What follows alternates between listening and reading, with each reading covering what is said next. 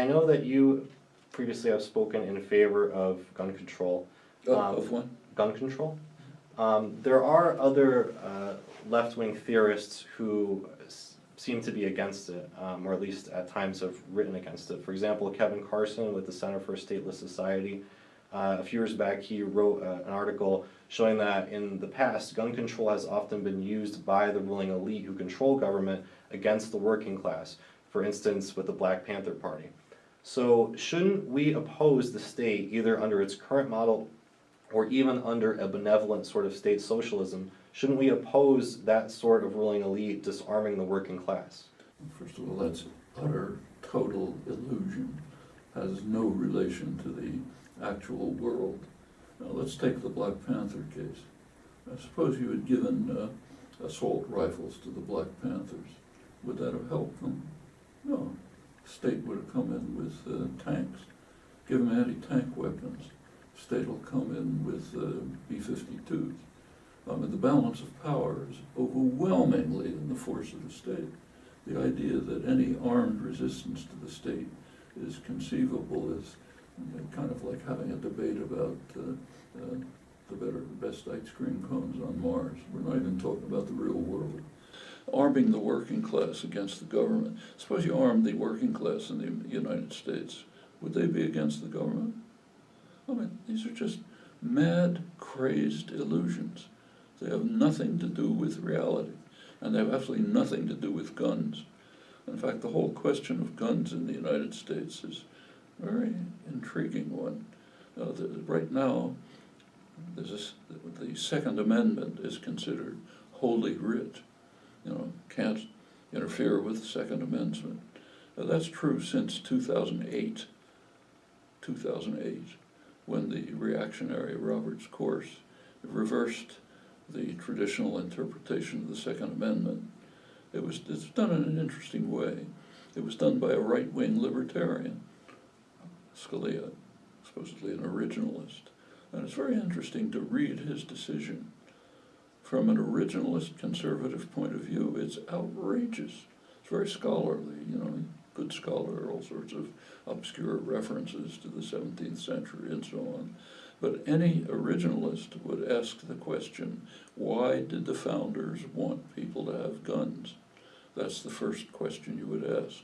And we know the answer. In fact, there are three answers. One is, as stated in the amendment, because they needed militias. There wasn't much of a standing army. And the British were a serious threat at the time.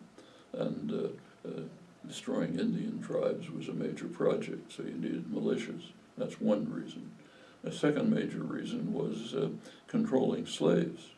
And the slave masters had to have guns. And the third reason was basically killing Indians. The U.S. is an interesting country. People talk about Afghanistan being the longest war. It's not. The U.S. has been at war since its founding. Never, almost hardly a year without war. The first wars were attacking and destroying the Indian nations, which populated the country. And those were wars of aggression against nations which were destroyed. Well, people needed guns. That's the way you do it. Do any of these three reasons apply to today? I mean, are the British coming? Do we have a standing army? Do we have to control slaves? Do we have to kill the remaining Indians? None. So the Second Amendment is simply inapplicable. Just from a philosophical point of view, though, when you look at the relationship between the individual and the state, shouldn't the focus be on maintaining an individual's ability to defend him or herself? And maybe instead of gun control legislation, shouldn't the impetus of public concern be against the state and disarming the state? Well, this is an interesting idea. There's several ways of looking at the state. One way of looking at it is it's a powerful force attacking us. The other way of looking at it is it's an instrument that is of, by, and for the people.